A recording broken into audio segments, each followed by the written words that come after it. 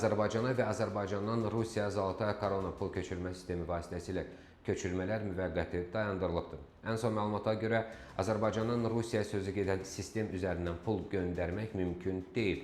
Rusiya kütləvi informasiya vasitələrinin yaydığı məlumata əsasən Azərbaycanda fəaliyyət göstərən bir sıra banklar da bunu təsdiqləyiblər. Unibank və Yellowbank bildiriblər ki, Zolotaya Korona ödəniş sistemini dəstəkləsələr də xidmətlə bağlı yaranmış texniki problemlər səbəbindən hazırda Rusiya istiqamətində pul köçürmələri həyata keçirilmir.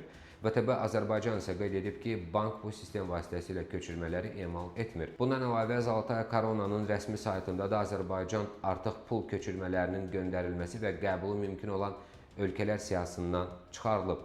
Hazırda xidmətin nə vaxt bərpa olunacağı ilə bağlı rəsmi məlumat da açıqlanmır və ən son məlumata görə məhdudiyyətlər həm Azərbaycandan Rusiya, həm də Rusiyadan Azərbaycana həyata keçirilən köçürmələrə şamil olunur və bildirilir ki, buna səbəb Zolotaya Korona ödəniş sisteminin operatorunun Avropa İttifaqının 21-ci sanksiyalar paketinə daxil edilməsidir.